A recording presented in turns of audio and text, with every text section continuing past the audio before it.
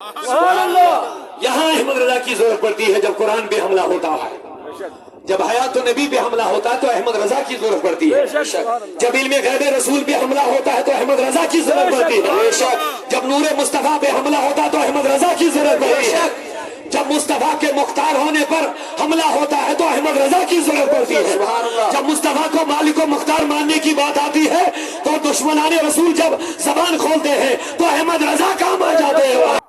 آنکھیں کھولیے، انصاف کا چشمہ لگائیے۔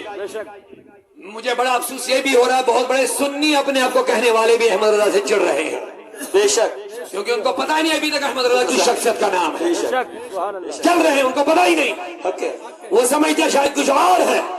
میں نے کہا مسلک اعلیٰ حضرت ہی مسلک غوث اعظم ہے، مسلک اعلیٰ حضرت ہی مسلک خواجہ اجمیری ہے۔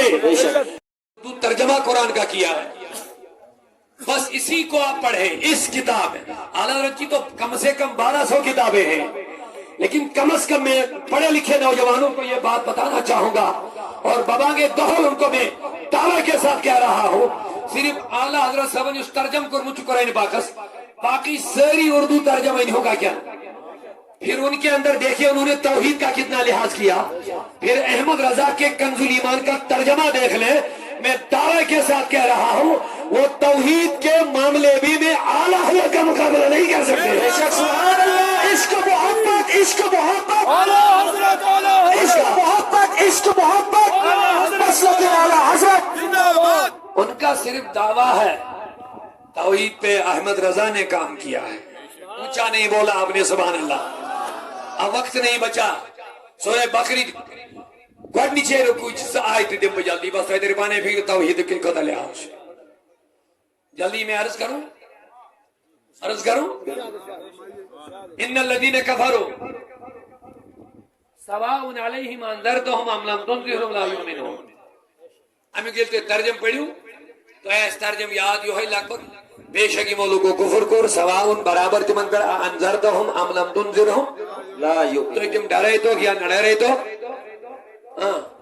لا یہ ہے ترجمہ، لیکن کنز الایمان کا ترجمہ کچھ اور ہے جو حقیقت پر مبنی ہے۔ سبحان اللہ۔ آپ کہیں گے فرق، باقیوں نے جب ترجمہ کیا تو بلا سوچے سمجھے اس کو ہم کہیں گے بے شک وہ کفر کو تم تے ڈرے تو کیا لا لیکن اب قرآن پہ انگلی اٹھیں گے، آپ کہیں گے کیسے؟ میں کہوں گا اگر اس آیت کو سامنے رکھیں گے، قرآن کہتا ہے جس نے کفر کیا تم اس کو ڈراؤ یا نہ ڈراؤ لا یؤمنون، وہ ایمان نہیں لائے گا، لیکن میں دیکھ رہا ہوں آج پوری دنیا اسلام میں داخل ہو رہی ہے، بے شک نہیں سمجھے شاید جملہ، بے شک اسی آیت کو آپ سامنے رکھے، قرآن کہتا تم ڈراؤ یا نہ ڈراؤ جس نے کفر کیا وہ ایمان لا یؤمنون نہیں لائے گا۔ اب یہ مطلق ترجمہ کر لیا، لیکن میں آپ سے سوال کر رہا ہوں، بولیے آج کے دور میں لوگ ایماندار ہو رہے، مومن بن رہے کہ نہیں بن رہے؟ بے شک بن رہے ہیں۔ کافر لوگ اسلام میں داخل ہو رہے کہ نہیں ہو رہے؟ ہو رہے ہیں۔ عرب و عجم، شمال و جنوب، مشرق و مغرب دیکھ لیجئے، ہزاروں کی تعداد میں، لاکھوں کی تعداد میں لوگ کفر چھوڑ کر کے داخل اسلام ہو رہے ہیں آج بھی۔ اب آیت کا کیا جواب دے دو گے؟ ٹکراؤ ہوا کہ نہیں ہوا؟ جواب نہیں دے رہے، پڑھے لکھے لوگ بیٹھے، آپ سے میرا سوال ہے قرآن کیا بول تو ڈرے تو کافر یا نہ ڈرے لا ایمان نہیں ایمان ہے، مگر آج لوگ ایمان آنن کن۔ اب آیت کچھ اور کہہ رہی ہے لیکن گراؤنڈ لیول میں کچھ اور ہو رہا ہے، بے شک۔ اب آپ ان کا ترجمہ پڑھیں گے تو مسئلہ کھڑا ہو جائے گا، قرآن پہ بات آ جائے گی، شاید قرآن سے غلط کہہ رہا ہے۔ قرآن اگر کہتا ہے جس نے کفر کیا تم ڈراؤ نہ ڈراؤ ایمان نہیں لائے گا، لیکن لوگ آج بھی ایمان لا رہے ہیں، بے شک۔ اب یہاں احمد رضا کی ضرورت پڑتی ہے۔ سبحان اللہ۔ آنکھیں کھولیے، انصاف کا چشمہ لگائیے۔ مجھے بڑا افسوس یہ بھی ہو رہا ہے بہت بڑے سنی اپنے آپ کو کہنے والے بھی احمد رضا سے چڑھ رہے ہیں، بے شک، کیونکہ ان کو پتہ ہی نہیں ابھی تک احمد رضا کی شخصیت کا نام ہے، چل رہے ہیں، ان کو پتہ ہی نہیں، وہ سمجھتے شاید کچھ اور ہے۔ میں نے کہا مسلک اعلیٰ حضرت ہی مسلک غوث اعظم ہے، مسلک اعلیٰ حضرت ہی مسلک خواجہ اجمیری ہے، مسلک اعلیٰ حضرت ہی حضرت علمدار اور شیخ العالم کا مسلک ہی احمد رضا کا مسلک ہے، بے شک، سبحان اللہ۔ اب آپ کہیں گے آج کے دور میں ان کی اتنی کیوں ضرورت ہے؟ یہ بھی ایک سوال ہے۔ آپ انہی کو کیوں پیش کرے؟ قبلہ مفتی صاحب کوئی سوال کرے گا آپ احمد رضا ہی کو کیوں پیش کر رہے ہو؟ میں نے کہا اگر احمد رضا کے بغیر کسی نے اس آیت کا صحیح ترجمہ کیا تو مجھے دے دو، میں لے لوں۔ سبحان اللہ بے شک۔ اگر ہے کوئی جس نے بہترین ترجمہ اس کا کیا احمد رضا کے زمانے میں یا اس کے بعد بھی، جو قرآن کا ترجمے کا حق ادا کیا ہو، تو لا میں اس کو بھی پیش کرتا ہوں، لیکن ہر کسی نے بگاڑ دیا ترجمہ، تو احمد رضا کھڑے ہو گئے۔ یہاں احمد رضا کی ضرورت پڑتی ہے جب قرآن پہ حملہ ہوتا ہے، جب حیات النبی پہ حملہ ہوتا ہے تو احمد رضا کی ضرورت پڑتی ہے، جب علم غیب رسول پہ حملہ ہوتا ہے تو احمد رضا کی ضرورت پڑتی ہے، جب نور مصطفیٰ پہ حملہ ہوتا ہے تو احمد رضا کی ضرورت پڑتی ہے، جب مصطفیٰ کے مختار ہونے پر حملہ ہوتا ہے تو احمد رضا کی ضرورت پڑتی ہے، جب مصطفیٰ کو مالک و مختار ماننے کی بات آتی ہے تو دشمنان رسول جب زبان کھولتے ہیں تو احمد رضا کام آ جاتے ہیں۔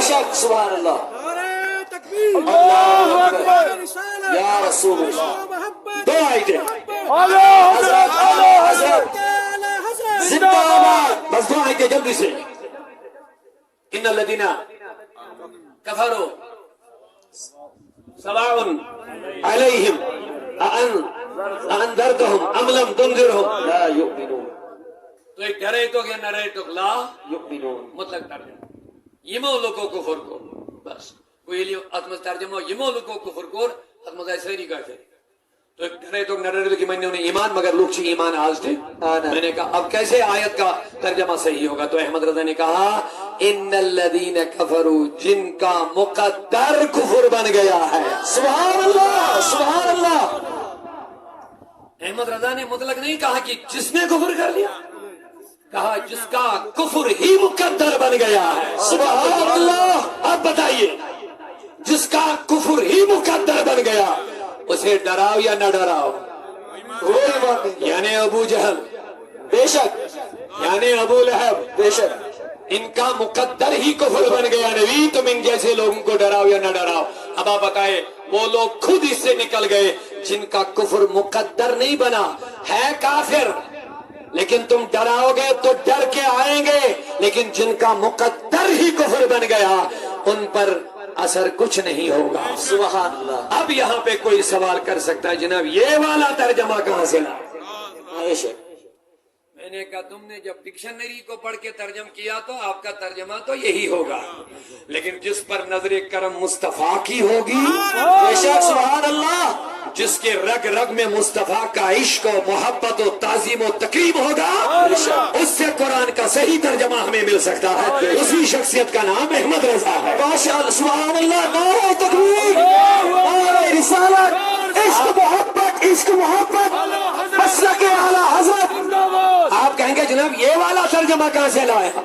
اس کا تو ترجمہ یہی بنتا ہے جس نے کفر کیا وہ ایمان، تو مقدر والی بات کہاں سے تم نے لائی جس کا مقدر ہی کفر بنا؟ تو احمد رضا کہتا اگر آئندہ الفاظ پہ جو اس کے بعد والے الفاظ ہیں اگر انہی پہ غور کیا ہوتا تو وہیں سے بات سمجھ میں آ جائے۔